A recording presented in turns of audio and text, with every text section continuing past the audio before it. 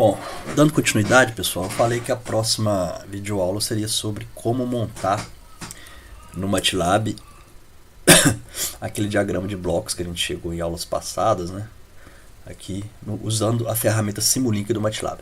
Então vamos lá, basta abrir o MATLAB, ele vai apresentar essa tela aqui, né? Onde tem uma janela chamada Command Window, onde a gente pode entrar aqui com os comandos, né? Sei lá, pode fazer cálculo aqui, 1 mais 2, e assim por diante.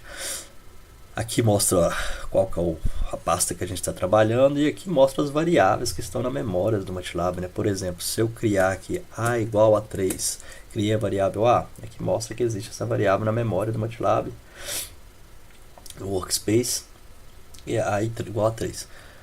Bom, como a gente vai trabalhar por enquanto com o Simulink, basta abrir o Simulink aqui, clicando nesse botão aqui em cima, ou digitando Simulink na janela de comando. Digita Simulink, aperta Enter, abre essa janela. No caso a gente vai criar um modelo em branco, então basta clicar aqui em Blank Model, aparece essa outra janela onde a gente vai colocar os nossos blocos para construir aquele diagrama de blocos. Os bloquinhos estão aqui nesse para ter acesso a eles, né? Basta clicar nesse botãozinho, que é o botão da Library, da biblioteca do MATLAB. Então clicando nele, abre a biblioteca. A gente não vai usar normalmente blocos por enquanto, só ou nesses blocos comumente usados, ou em contínuos, ou em sync, ou em source, ou em operadores matemáticos, certo? Eu acho que tudo que a gente vai precisar está aí. No caso, então, a gente quer construir esse diagrama de blocos. Primeira coisa, vamos começar por essa função de transferência aqui, né? Por esse bloquinho. 1 sobre LAS mais RA. Como que eu faço isso lá no Simulink? Basta eu vir aqui em Continuous. Aqui existe um bloco que chama Transfer FCN, ou seja, Transfer Function, ou função de transferência. Então, arrastando esse bloco para cá, eu posso modificar ele clicando 2 vezes no bloco e escrevo lá a minha função de transferência. No caso, eu quero escrever 1 sobre LAS mais RA. Aqui tem 1 sobre S mais 1. Clicando 2 vezes no bloco, eu posso mudar meu numerador. No caso, é 1 mesmo. Basta deixar 1 aqui. E o denominador, eu quero escrever LAS mais RA. Então, basta eu escrever um vetor com os coeficientes, certo? Onde o primeiro aqui é o que multiplica o S elevado a maior ordem, que no caso é S elevado a 1, né? No nosso caso aqui. Então, basta eu digitar LA espaço RA. Isso quer dizer que esses coeficientes, esse vetor de coeficientes representa o polinômio LA vezes S mais RA vezes 1, certo? Se eu tivesse alguma outra coisa antes aqui, por exemplo, 1 LA RA, isso quer dizer que seria 1 vezes S ao quadrado mais LA vezes S mais RA, ok? Mas não é esse o caso, nosso caso é LAS mais RA. Basta colocar isso, dá OK, vai aparecer a função de transferência aqui bonitinho. Bom, voltando ao nosso diagrama de blocos. Na entrada aqui eu tenho a soma de um sinal VA menos a força contra o eletromotriz EG. Para isso eu preciso de colocar esse ponto de soma. Novamente, indo lá na biblioteca, em operadores matemáticos, a gente vai encontrar ponto de soma aqui, ó, sum. Arrastando esse bloquinho para cá, a gente tem o ponto de soma, basta fazer as conexões. Vou puxar esse sinal para cá aqui, vou dar o nome nele, clicando 2 vezes na linha. Vou colocar o nome dele de VA. A mesma coisa vou fazer com esse sinal aqui, clicando 2 vezes. Vou colocar o nome de EG, que é a força contra a eletromotriz. Está quase pronto. O problema é que aqui eu quero colocar mais e menos, né? O EG entra negativo, certo? Então eu tenho que mudar esse sinal para baixo para menos. Clicando 2 vezes nesse bloco, a gente vai ver o seguinte: o MATLAB ele considera onde a gente coloca essa barrinha, ele começa contando nesse bloco, começa colocando elemento primeiro em cima aqui. O segundo elemento que aparece aqui na lateral esquerda. O terceiro elemento aparece inferior e assim por diante. No caso, como não tem sinal em cima, basta colocar uma barrinha. O mais faz aparecer esse mais aqui. Então, se eu trocar esse último mais por menos, esse mais vai ser trocado por menos, certo? Então, se eu der um apply aqui, a gente vai ver que vai ficar do jeito que a gente quer, ok? Então vamos lá, continuando construindo. A saída aqui é a minha corrente de armadura, alimenta um bloco também que não é bem uma função de transferência, né? É simplesmente um ganho, certo? Porque KT é constante, fluxo é constante. Então não dá para me representar esse bloco por um bloquinho deste de função de transferência. Então tem que usar um bloco de ganho. Esse bloco de ganho a gente pode achar ele em math operators, ou seja, operadores matemáticos. Aqui existe esse bloquinho, esse triângulozinho aqui, gain. Arrastando esse bloco para cá, vou colocar o ganho, né, que é KT vezes φ. Só que como tudo é uma constante, eu vou chamar isso tudo aqui de uma constante. Vou dar o nome dessa constante de KT underline φ, ok? Bom, vou aumentar o tamanho do bloco só para aparecer a nossa constante lá. Esse bloco eu vou multiplicar o sinal aqui. Esse sinal que sai desse bloquinho é a corrente de armadura, né? Então vou colocar o nome dela aqui, clicando 2 vezes no sinal. Vou colocar o nome de IA. A saída desse bloquinho aqui agora passa a ser o torque eletromagnético, que a gente está chamando de TM, ok? O torque eletromagnético passa por um ponto de soma, na verdade de subtração, que é TM menos TC, que é o torque ou conjugado de carga. Então eu vou precisar de um ponto de soma. Vou copiar esse ponto de soma aqui. Para copiar basta arrastar o bloco segurando a tecla Ctrl no Windows e no Linux pelo menos. Arrastando ela eu copio o bloco. Só que eu não quero esse menos aqui, eu quero esse menos em cima. Então clico 2 vezes no bloco. Basta colocar no lugar da barra eu coloco menos. E no lugar do menos eu coloco a barra. Então não vai aparecer sinal embaixo e vai aparecer o menos em cima, ok? Só que o MATLAB mudou a conexão aqui, vou ter que deletar e colocar uma nova conexão. Enfim, e esse sinal aqui vai ser o meu TC, vou colocar o nome dele TC, que é meu conjugado, meu torque de carga, ou conjugado de carga. Ok? Bom, deixa eu aumentar o tamanho disso aqui. Nem tanto. Estamos aqui nesse ponto. Então, esse sinal, que é o que sobrou aqui do torque, vai afetar a velocidade do motor através dessa função de transferência, né? 1 sobre JS mais B. Então eu preciso de colocar um bloquinho de função de transferência. Então aproveitando isso aqui, segurando o Ctrl e arrastando, eu copio o bloco de função de transferências e basta eu trocar aqui o LA, que no caso vai ser o J, e no lugar do RA vai ser B, certo? Então tem 1 sobre JS mais B. E aqui na saída então eu vou ter a velocidade angular. Vou clicar 2 vezes e chamar ela de W. A força contra o eletromotriz, como a gente vê aqui, ela depende, ela no fim das contas é a constante de força contra o eletromotriz vezes o fluxo. Então isso tudo é uma constante, para o nosso caso aqui, vezes a velocidade angular. Então, novamente, como isso é uma constante, basta eu colocar um bloco de ganho. Então arrastando esse bloco aqui, eu posso girar esse bloco apertando Ctrl R, certo? Ou eu posso, como se fala, espelhar o bloco aqui na horizontal apertando Ctrl I. O bloco é espelhado. Coloco o bloco. Okay. Aqui eu estou chamando, na verdade vai ser Kg vezes φ, então eu vou chamar essa constante de Kgφ. Ok? E pronto, esse diagrama de blocos representa o diagrama de blocos do motor. Só que aqui no Simulink eu posso simular. Eu quero é simular um sinal de entrada e ver como se comporta, por exemplo, a velocidade e assim por diante. Então eu preciso passar um sinal de entrada aqui.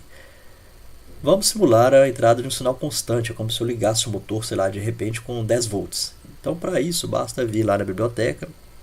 Eu posso colocar então um sinal de entrada. Então isso eu vou encontrar esses sinais de entradas na biblioteca Sources. Aqui eu tenho diversos tipos de sinais. No caso eu poderia usar uma constante, né? Onde eu, por exemplo, se eu quisesse colocar 10 volts, eu colocaria uma constante valendo 10. Mas no caso aqui eu vou usar esse bloquinho de degrau. Step. Vou arrastar o step, clicando 2 vezes no step, a gente vai ver que a gente tem aqui step time, initial value, final value, sample time. Então o tempo de degrau é o seguinte, por padrão, né? Por definição, o degrau unitário, está até desenhado aqui, né? Mas o degrau unitário é definido como sendo um sinal ele é definido como valendo 0 para qualquer instante menor do que 0 e passa a valer 1 no instante igual a 1, igual a 0, certo? Então ele vale 1 no instante 0. Essa é a definição de degrau unitário. Aquele bloquinho degrau permite a gente aplicar esse degrau, na verdade, em qualquer intervalo de tempo aqui, certo? Então esse tempo aqui, ó, que ele chama lá de step time, que lá o padrão ele vem como 1 segundo, então quer dizer que o degrau é aplicado depois de 1 segundo. Vou colocar o degrau em 0 segundos aqui, como é a definição padrão de degrau unitário. Vou sair do valor inicial 0, só que ao invés de eu aplicar 1 volt só, um degrau unitário, eu vou simular a aplicação de 10 volts. Então o valor final eu vou colocar 10 volts. Então 10. Ok, coloco esse sinal de entrada aqui. E para me ver como que está se comportando a saída, eu preciso de algum bloco que me mostre esse sinal. A melhor forma de ver isso é na forma de um gráfico. Então aqui em Sinks a gente encontra esse bloquinho Scope, certo? Para começar ele talvez é o melhor aí. Esse Scope, clicando 2 vezes nele, ele mostra o gráfico do sinal, que no caso aqui não está mostrando nada porque eu ainda não simulei. Então eu preciso de simular essa é a minha aplicação de um degrau valendo 10 aqui, ok? Como que eu faço isso? Primeiro eu seto o tempo de simulação, então eu quero, por exemplo, simular durante 10 segundos. Depois basta clicar nesse botãozinho de play aqui, ele vai executar. Aqui nesse caso deu erro, por quê? Porque eu não declarei essas variáveis aqui, ó, LA, RA, o MATLAB não sabe o que é isso, né? Eu preciso de dar um valor para eles. Como que eu faço isso? Eu posso ir lá no MATLAB, na Command Window, e digitar os valores. Por exemplo, posso digitar RA igual a 30, certo? Definindo uma resistência de armadura de 30 ohms, por exemplo. E assim por diante, né? Poderia digitar o LA, sei lá, 4 vezes 10 a menos 3, 4 mAh, e assim por diante. Então notem quando eu vou digitando aqui, dando igual Enter, vai aparecendo aqui no Workspace que existem essas variáveis. Uma forma mais eficiente de fazer isso, ao invés de ficar digitando isso aqui, depois a gente tem que trocar alguma coisa e tem que voltar a digitar tudo de novo. O mais eficiente é criar um arquivo de texto com um script MATLAB, onde a gente coloca um comando em cada linha. Para fazer isso, o MATLAB já tem um editor de texto embutido, basta digitar Edit ou clicar aqui em New Script. Vai aparecer essa tela Editor, onde eu vou digitar meus comandos. No caso, eu quero digitar minha resistência de armadura. Vou colocar 30 ohms para ela. Indutância de armadura eu vou colocar, sei lá, 4 mAh. Estou chutando esses valores aqui, tá? Momento de inércia é outro valor que a gente precisa. Normalmente é um valor bem pequeno. Vou colocar 0.00. Não, vou colocar 1 vezes 10 elevado a menos 3. Esse Ezinho no MATLAB quer dizer vezes 10 elevado, né? Então aqui fica sendo 1 vezes 10 elevado a menos 3. Aliás, vou colocar 1 vezes 10 elevado a menos 6. Ela é bem pequena normalmente, esse momento de inércia. Outro valor que a gente precisa é o coeficiente de atrito. Também costuma ser bem pequeno. Vou colocar 1 vezes 10 elevado a menos 6 também. Certo? Mas o que? A gente precisa da constante de torque. Sei lá, vou colocar 0.005. Constante... Na verdade eu chamei lá no meu arquivo, não foi de KT, foi constante de torque φ, né? Considerando que isso aqui já é a constante de torque vezes o fluxo magnético.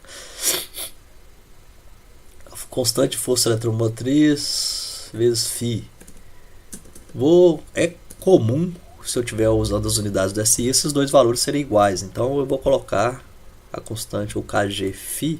Opa, aqui é underline. Kg φ igual a KT φ, certo? Bom, uma vez que eu declarei tudo, fiz meu script, basta eu clicar em Run, que o MATLAB vai executar cada linha a linha aqui. Da primeira vez, como eu não salvei esse arquivo, o MATLAB me pede para salvar o arquivo. No caso, eu vou salvar esse arquivo aqui com o nome de, sei lá, simulação motor. Eu acho que não pode ter espaço no nome do MATLAB, tá? Então por isso eu coloquei esse underline. Então, simulação motor.m, que é a extensão do MATLAB. No Windows não preciso de colocar isso, mas no Linux isso aqui, se eu não colocar .m, dá problema. Eu salvo o arquivo. Uma vez salvo, o MATLAB executa. Executou isso tudo, a gente percebe que apareceu todas as variáveis aqui na memória do MATLAB. Uma vez que as variáveis estão na memória do MATLAB, eu consigo ir lá no Simulink. Desculpa. A gripe tá feia. Eu consigo ir no Simulink e agora sim simular, né? Clico no botãozinho de simulação. Não deu erro nenhum, certo? Simulou. Teve um warning aqui, ó. Um warning é um aviso, né? Esse aviso está falando o seguinte, que tem uma entrada não conectada na linha e tal. Ou seja, é por causa desse fio, digamos assim, desse sinal que eu não conectei nada. Mas é só um aviso, não impede da simulação rodar. Uma vez simulado, se eu clicar 2 vezes no gráfico aqui, eu vou ver o comportamento da velocidade do motor. Está falando o seguinte, eu apliquei 10 volts no motor, o motor acelerou com uma certa velocidade. Assumindo que estou usando as unidades do SI aqui, essa velocidade aqui seria então em radiano por segundo. Então está falando que o motor chegou lá em 900 radiano por segundo, que é uma velocidade absurda, né? Isso dá quase, sei lá, 10.000 RPM. Não é tão absurda, mas já só motores de alta velocidade para chegar nisso. Mas enfim, eu inventei os valores, esse é um motor fictício, mas está falando que o motor chegou na velocidade máxima e estabilizou, né? Que seria o de se esperar de motor. Bom, e se eu quiser simular, então não só que eu liguei o motor, é que ele está em vazio, né? Eu não estou aplicando carga no motor, certo? A única coisa que ele tem que vencer aqui é o atrito interno.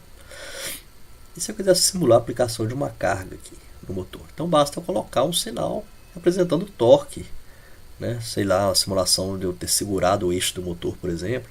Então eu posso, por exemplo, pegar esse bloco de degrau unitário aqui, ligar ele aqui, colocar, por exemplo, vou fazer a simulação o seguinte, eu ligo o motor, deixo ele estabilizar a velocidade, depois lá em 5 segundos eu tento segurar o eixo dele, aplico um torque no eixo dele, certo? Aplico alguma carga com que produz um torque constante. Então para simular isso eu posso colocar aqui o step time, então eu seto isso para 5 segundos e vou colocar que inicialmente eu não estou segurando lá o eixo do motor, não estou aplicando carga e depois eu passo a aplicar um torque constante. Vou colocar um torque bem pequeno, porque essas unidades aqui são valores pequenos, será 0.001.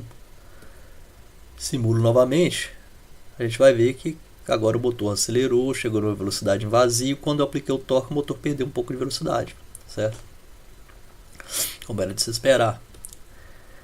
O legal de construir o diagrama de blocos dessa forma é que permite a gente ver outros sinais aqui também, por exemplo, como que está comportando a corrente de armadura, como está comportando a força contratomotriz. Então é só pegar um scope, né? Eu vou copiar esse scope aqui segurando o Ctrl, arrasto o scope aqui, por exemplo, ligo aqui, simulo novamente. Eu vou ver, por exemplo, aqui clicando nesse bloquinho agora, eu vou ver o comportamento da corrente, que é o que é de se esperar de um motor, né? Quando eu ligo ele está parado, ele não tem força contratomotriz, a corrente é máxima. A partir de como a corrente é máxima, o torque é máximo, o motor começa a girar rapidamente, a acelerar rapidamente, né? Então ele vai acelerando, vai girando cada vez mais rápido, ele vai produzindo uma força contratomotriz e a corrente de armadura vai diminuindo até estabilizar na corrente nominal. Aqui nesse instante eu apliquei uma carga no motor, ou seja, segurei o eixo dele, o motor teve que, como ele perdeu um pouco de velocidade, ele perde velocidade, a força contratomotriz diminui, consequentemente a corrente de armadura aumenta, o que faz ele também aumentar o torque, né? Então, ou seja, o motor recupera um pouco a velocidade, mas não recupera tudo como a gente viu aqui, né? Por essa simulação, ok? Bom, é isso. Para terminar aqui, a gente pode deixar isso aqui um pouco mais organizado. Se eu selecionar um retângulo aqui, isso aqui representa a planta do meu motor, certo? Isso aqui é a função de transferência em malha aberta do meu motor. Então, fazendo essa seleção, se eu passar o mouse aqui em cima desses 3 pontinhos, vai aparecer essas opções. Vou clicar aqui em Create Area. Vai ser criado esse bloco, onde eu posso dar um nome para ele aqui, ó. Sei lá, modelo motor, por exemplo. Então fica mais didático, né? Aí eu sei que isso aqui está representando o meu motor. Aqui são os sinais de entrada, tensão de armadura, torque. Okay? Deixa eu deletar esse. Outra forma também de simplificar aqui no Simulink, às vezes a gente vai construindo, o modelo vai ficando muito grande, a gente quer simplificar, a gente pode selecionar um pedaço do diagrama de blocos aqui, né, com esse retângulo, vindo nesses 3 pontinhos aqui, ó, eu posso clicar aqui em Create Subsystem ou apertar Ctrl G, que é o atalho, ele vai criar um subsistema. Nesse subsistema tem essas entradas e essas saídas, certo? Essa entrada aqui é o torque de carga, a tensão de carga. Então, se eu clicar 2 vezes nesse bloco, eu vou ver que eu tenho aquele bloco original. Então, eu vou dar o nome aos bois aqui. Isso aqui é a tensão de armadura. Essa aqui é a torque de carga, né? Esse aqui é a minha velocidade, saída. Então, mudando os nomes aqui, se eu clicar aqui em Untitled, eu volto para aquele sistema lá em cima. Ou clico nessa setinha aqui em cima, eu volto para cá. Aqui é meu subsistema. Então esse subsistema está representando, no nosso caso, o motor, né? Vou dar o nome dele aqui então de motor. Ou modelo motor, se preferirem. Certo? Eu tenho 2 entradas nesse caso. Nesse modelo meu eu considerei 2 entradas. Um é o torque de carga, o outro é a tensão de armadura. E uma saída que é a velocidade angular do motor. Ok? Bom, é isso aí. A ideia dessa videoaula foi introduzir rapidamente o Simulink. Peço para vocês tentarem refazer isso que eu fiz. Ok? Que a gente deve precisar isso aí para aulas para frente.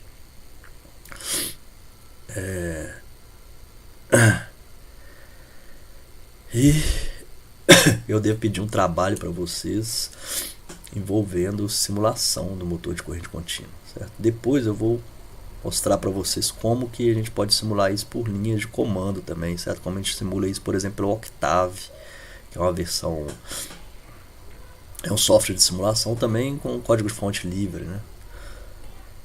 Ok? Para quem não tem acesso ao MATLAB. Bom, é isso. Tentem fazer isso em casa, certo? Pelo menos até essa parte aqui. Depois a gente vai sofisticar um pouco mais esse modelo. Então, só uma observação aqui, ó. Isso aqui é o modelo do motor em malha aberta, certo? Essa realimentação, o pessoal confunde muito isso, acha que isso é aquela realimentação do sistema em malha fechada de controle. Não, quando a gente vai fechar a malha aqui, em geral a gente fecha a malha por fora. Essa malha fechada aqui, ela é inerente ao motor, ela faz parte do modelo do motor, certo? Isso tudo aqui é o modelo do motor. Então isso aqui tudo eu posso representar por uma função de transferência em malha aberta, que é aquela que a gente viu lá, né? Que era essa função de transferência aqui, certo? Ok? Bom, é isso aí e até a próxima.